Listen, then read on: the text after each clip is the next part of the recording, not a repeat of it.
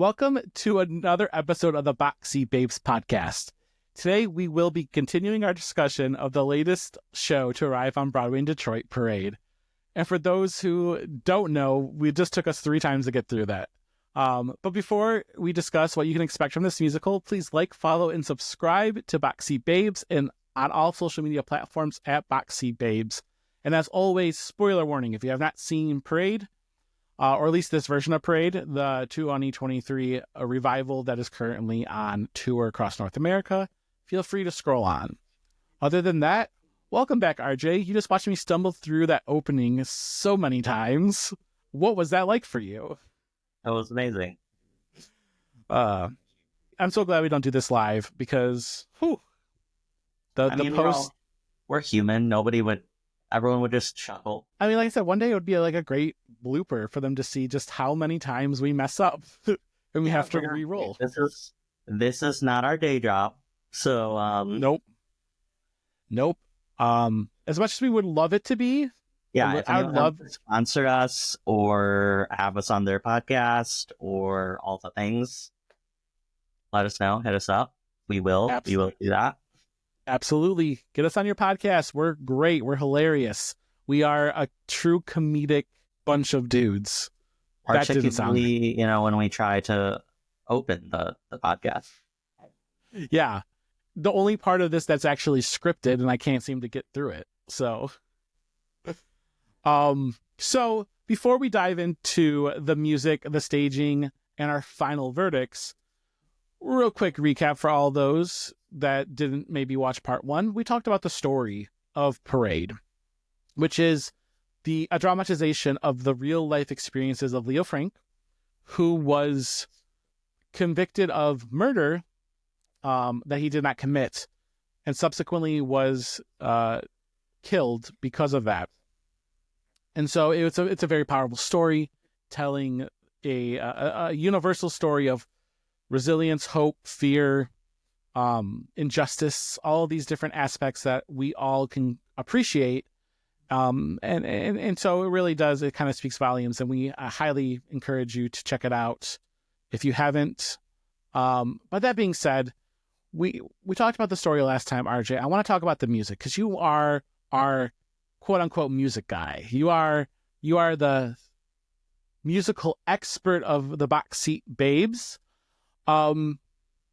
What did you think of Jason Robert Brown's score for Parade? Yeah, I was trying to pick a genre. I mean, obviously, aside from musical theater, that it fell into. Okay. And it's really hard because it is a timepiece, right? Like it is, we're going back over 100 years. And I felt like that was true. Everything seemed to be in line with what felt organic for the characters and what felt organic for the show.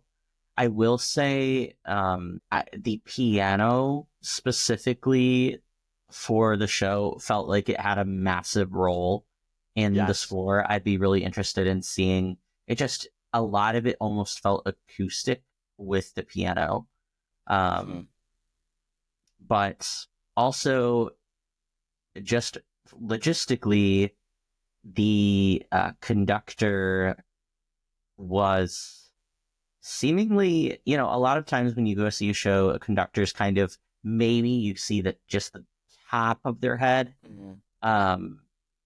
Seemingly, like, I saw most of his upper body for all of, from where he was standing. Yes. And I found that to be really interesting, and it did add for me to the feel of this old-timey, like that is what I would have expected to see had I gone to a live show maybe in that time period. So it, even though that's not technically the music, the literal physical music, it did feel like it kind of added to the show. I'm so glad you brought that up because I was actually going to mention that. Right off the bat, as soon as the show begins, that conductor is there. And most of the time now, I feel like they really hide conductors for some reason. Like you don't see most of them. And a lot of the shows, it feels like with the tour, you don't see them at all. Or like when we went to New York, I can't remember a single conductor. And sometimes we sat high, like you would see them. But like there's a lot of these shows that there was not a conductor, and this one was very obviously there, like very prominent. Like they wanted to remind you of an older classic time period of theater. At least that's how it felt like it was presented. And it kind of gave me chills just seeing that. And I felt like, oh, we're entering into the golden age of theater almost, like right off the bat. Yeah.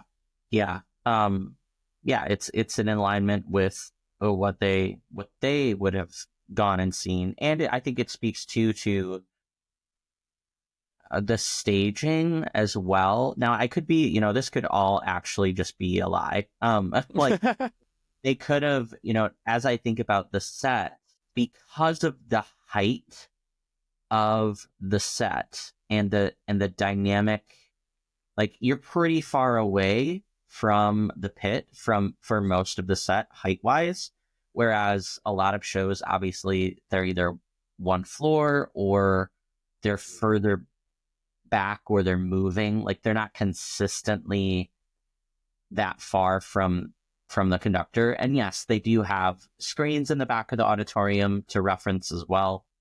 But yeah, it felt different for some reason. And I could just be totally reading into that. But no, I would say, because we'll talk about the stage in a little bit as well, but like this stage is significantly higher than everything. And so I feel like it makes sense that maybe even for the people surrounding the stage, you almost probably need to see the conductor a little bit better. So you have to almost have him set up on a pedestal a little bit so that you can be like, okay, granted, I know you have the screens, but like it did give you that old timey feel for the musical. But speaking of the music, I got this feel, and this is more for like the old timey feel, not for the same type of music vibes, if that makes any sense to anybody out there. But I felt like I was watching The Music Man. I felt like I was watching Suffs, which again is another period piece that also harkens back to like that golden age of theater. It felt like, I don't know, I felt like this is the kind of show you would see when Sound of Music was on Broadway. This is the kind of music that you would see out of like a Roger and Hammerstein, like an old school feel. And while the songs are a lot different than that, there was this, I don't know, the music felt very classic, very timeless. And dare I say, like you said, the piano was almost like a character unto itself for this show. Yeah, I think the music in this show does a lot of the storytelling. And so the lyrics are super important. You're getting way more characterization. I think more recently we've seen shows where the music is like an addition, but it doesn't particularly, like, you could exist without it. This show, I'm not sure you can do that, because so much of what the characters are feeling is inside of the music and not spoken, that it adds a different layer, and the story would be substantially less powerful without it. Less powerful, and I also think that it would have had a little less humor. It's funny to think of a show like this having humor, but there was a lot of humor in some of the songs that should have been heavy. And the one I'm thinking about is That's What He Said, which is like kind of like one of the last songs of Act 1, but it's the story of Jim Connolly kind of telling a fabricated story of what Leo Frank said, and Leo Frank's kind of dancing in like a very like comical, twirly, like villainous way. And like there was a lot of humor in that of how they were telling the story. And you're like, you're telling the story of somebody being murdered. Why are we kind of like laughing? And so while it was very deep and was very emotional, they're like the songs gave a huge amount of emotionality to the show, but also gave it a really decent amount of humor. Would you agree with that? Yeah. It shines a light, I think, where maybe if if the show didn't have that song or didn't have some of these songs, you would feel differently, or you would perceive, your perception of a character would change, and the extreme level of whatever is happening on stage wouldn't be as extreme. So like in that song in particular, it's just bringing to attention how absolutely bizarre and just completely untrue these accusations are, which we know them to be untrue because of previous scenes. But without that kind of play on, here's what it would actually look like if this was true, and it's so bizarre and crazy. Here's a physical representation of that you can't help but be like, well, that is both like the stupidest and most hilarious thing I've seen, because there's no way. There's just no way. What songs maybe besides that one, which that one to me was kind of a standout, but there was a lot of songs, but is there any that really stood out to you from either Act 1 or Act 2 that just really felt like grabbed your attention or were super powerful, or just that earworm, like any aspect of the show? What music really stood out to you? Yeah. You don't know this man. Lucille's kind of one of her first kind of power ballads. Really is the first time that we see her, I think, challenge anyone for Leo, which, as we talked about in part 1, is a shift from maybe the character that we thought we knew towards the beginning of the show. Sure. And then I think the infamous, at least for me, TikTok just continuously wants me to hear, "This is not over yet," which is towards the end of the show, and kind of that, a moment where it almost feels lighter than a lot of the songs that we had heard. It's story-wise for sure lighter, and more, I think, positive, but just the swelling musical lines, the dynamics were particularly powerful. It felt like they were super intentional, because at one point I remember thinking, wow, like the vocal control is there. They were maybe singing at like a medium volume, and I was kind of waiting for him to go full, and then he actually dropped down to be even softer so that his crescendo could be even greater. So there was so much intentionality behind every single measure of so many of these songs. I will agree that "This Is Not Over Yet" was one of those moments where I did just I teared up. I at least teared up a little bit, if not like probably was crying pretty heavily, because it is such a powerful song between the two of them. And that is the song about like having resilience and hope, in the fact that he had already convicted, he's already facing death. Like at that point, that's his one moment, that's his one glimmering hope of maybe I won't die in all of this. And so that is so beautiful, and that is so again, knowing how it ended and having done my research and stuff like that, it was like I was crying because I knew that it wasn't real, but I knew in that moment they felt it, and that you wanted them so bad to have that happy ending, and you knew what was coming. I feel like this is what most people feel like when they watch Les Mis, and I don't have that emotional reaction to it. But like I feel like how most people feel. Well, and what's funny, I was just thinking about, having not known the story, I think by like intermission, I kind of put 2 and 2 together on how it was going to end, and it gave me Hadestown. Yes. Because I was like, is this a tragedy? Which we know that it is. But in that moment, I was like, there's enough hope that you're like, but it can't end this way, right? Like we're like we're working this whole time for the hope, and it feels like that's where the momentum is going, and yet in the last few moments, that is not what we get. Absolutely. And there's actually one more song that really, I just want to bring it up because it stuck out to me before a completely different way.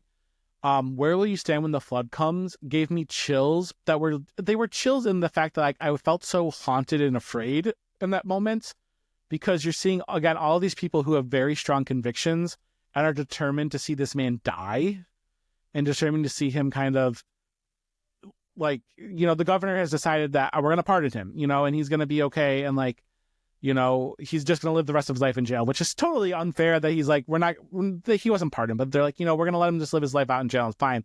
And then you have the people behind him just being like, where are you going to be when it all happens? Like, and so it felt almost like, I don't know, like that looming terrible presence. And I was like almost afraid for this man, that I knew what was going to happen to him again. But that song really stuck out to me for the opposite of the hope, the resilience, because it was just as beautiful. These people were giving these beautiful performances, but it was such a terrifying visage of what's kind of happening, and like the foreshadowing of what's going to happen to Leo. Yeah, and I think, again, it speaks to people and their convictions and the danger of that mob mentality, right? Sure. Like once you get enough folks with the same mindset to believe something, it takes, moving hell on earth to dissuade them from that, even when the truth might be clear as day. It doesn't matter. And so, yeah, but those performances were they were so intense, and they were so well done that I found myself being like, despising them, right? Which is, like being like, how could you possibly be thinking this way about another human being? Like, how could you, speaking from my own experience, like, I don't think I've ever hated someone enough to want them to die. And so it's particularly in such a brutal way. I'm just like, for that to be a truth, and obviously, once again, it's a dramatization. Sure. But also very real, because hate exists. So it was an extremely powerful performance on all sides. Speaking of performance, let's talk about this performing stage. We love a segue. But I have to say, when we came in here to the show, there's no curtains closed. The show is very much presented to you. They do some really cool things with, like, projections. But I'll be honest, when I saw that stage, it's probably as tall as some of those people. It was almost as tall as some of those people, at least 4 feet, 5 feet tall. I did not know how the show was going to be. Like, how were you going to act on the stage? It did not, like, my brain could not compute. But I think it was one of the most beautiful stages, and the way that it was staged was absolutely beautiful. That it almost was breathtaking, in my opinion. What did you think of the stage and the staging of Parade? Yeah, I mean, wow. There's just something so powerful about not needing a million bells and whistles, right? Like, you have such a powerful story, and you want to shine such a light on that you're showcasing the people and their voices and what they're saying, versus, spectacular exotic lights and massive props. And the lighting was beautiful in its own way, in its intentionality, and the stage itself, the utilization of even passing of time, of course, the projections with both on the front of that the set on the set, Mm-hmm. and on the back wall. And I also thought it was so interesting, the exposed wings, Yes. which, from what I do know of the set on Broadway, it was just, a platform stage. And I think it was done in the round. I could be wrong on Oh, that. okay.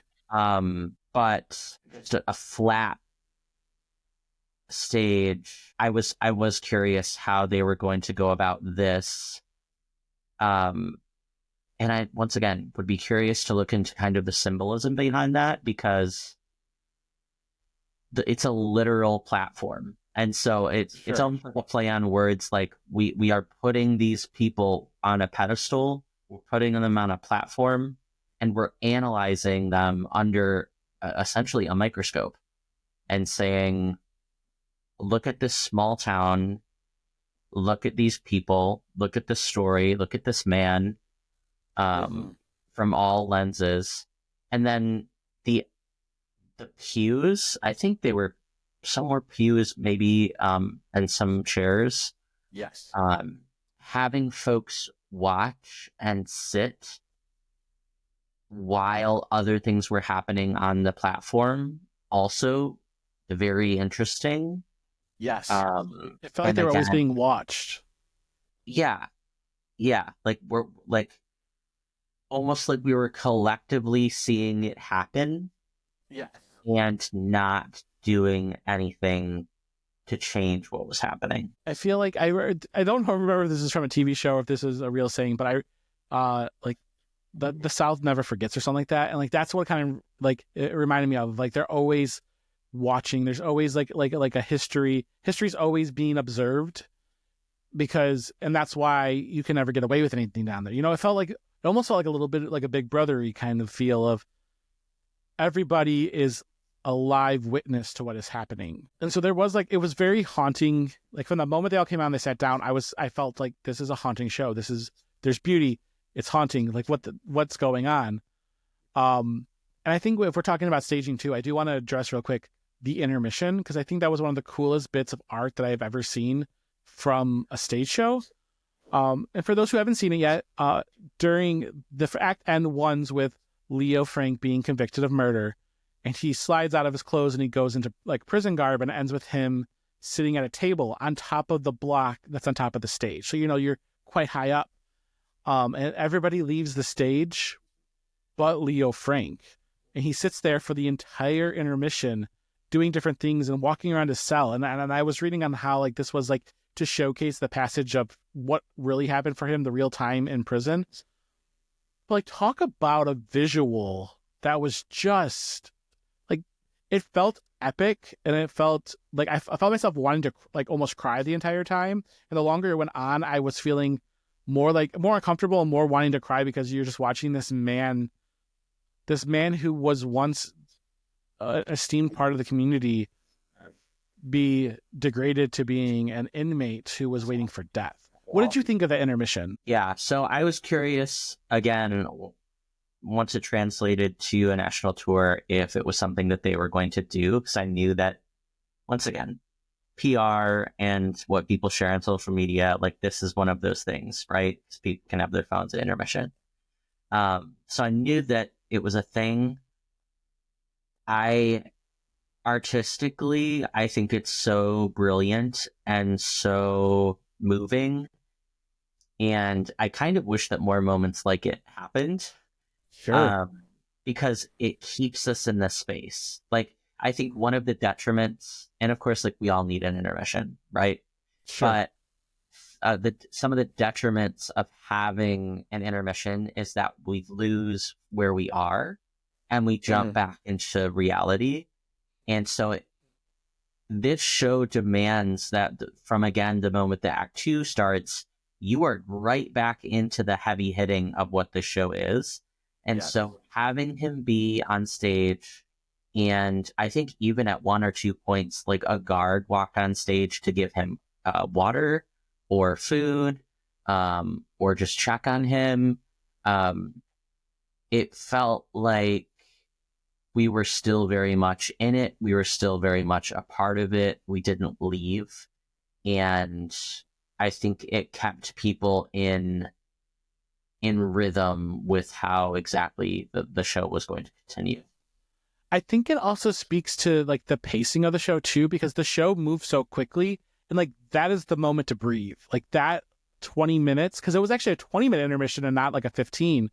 And like there's actually this moment of like, oh, we can all breathe, but we're not actually breathing. You're not actually out of it. You're still in it, but like you're like, and then you're right back into the show that has like a breakneck speed. You're covering so much ground, so much story that like when it came to the show, I honestly didn't think we were moving through it nearly like as fast as we were. I was like, oh, that was 15 minutes. And I looked at my watch and it was like 45. And I was like, where, how did we get here? And so to have that moment to kind of stop and actually reflect and have that constant reflection up there kind of staring at you was like just like a cool aspect you said to kind of remind people of like, you're not leaving the stories. Like someone's life is still going on. This person is still working, like moving towards death. Like you don't get out of that. Like nobody gets out of that. Yeah. And the passage of time is also just such a hard thing to portray. And I'm curious behind, most shows that we see have a 15-minute intermission. I'm curious. I feel like this was intentional. I feel like 20 minutes there was a purpose. I'd be curious to know exactly why that is. If anyone has any ideas, please feel free to comment on any of our socials and let me know. But everything with how meticulously planned every part of this show is, I would imagine that there is a rhyme and a reason. Absolutely. If it reminded me in the way of like Come From Away, where like everything was thought out to such an important degree and everything was reflective of Leo Frank's story and what happened in Georgia. Like that's what that felt like. When it was 20 minutes, I was like, that is reflective of something. I just don't know what that piece is yet. Yeah, 100%. So who is this show for? So I was thinking about this as I was coming into the show with Marty, as I was leaving the show with Marty, and I was thinking, I was like, the interesting part of Parade is I think this is a show that everybody should see, but I think it's one that a lot of people are probably missing out on because they're not going to see it. Who do you think this is for? Yeah, I mean, I agree. Because it's a heavy show, I think for sure every adult should see this show. When it comes to kids, I think probably teenagers and older, because again, it's history, it's historical. These are true events. As tragic and as unfortunate and brutal as some of it is, we can't fix things like anti-Semitism, things like hate, without looking ourselves in the mirror and saying this is a problem that we have. For sure. And so I think from a message standpoint, this show is for everyone right now. For sure. This is probably one of my highlights from Broadway in Detroit's 2024-2025 season. And for one important thing of that, it is so impactful. It is so... again, Come From Away was a top show, and I did not think anything was going to top it. And this came pretty close, if not close, to exceeding that, because it is just such a beautiful show that I think everybody can find something to relate in, be it the themes of resilience, of love, of having a conviction, something, whatever it is. So this show really is for everybody. And I highly encourage everybody to go see this. This for me was an A. Like I almost wrote in the post on our story last night, 10 out of 10, no notes. And then I thought that was a little too millennial. But literally, there was nothing about the show that I would change. There's nothing about the show that I'd like to see different. This is absolutely a work of art for me. But what would you rate it? Would you see it again?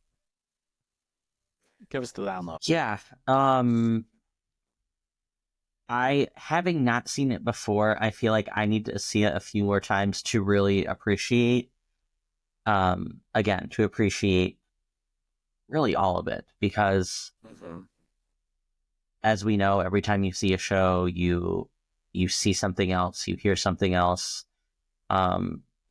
And so now that I'm a bit more familiar with the story, I don't have to worry so much about catching that aspect of it, but I can look at, the people sitting on stage. I can look at specific lighting or listen for specific songs. So, yeah, I would give this show an A. And I would definitely recommend folks to go see it. I would go see it again. And with that, we have reached the end of our part 2 discussion of Parade. So thank you again for joining us here in our box seats. Until next curtain call.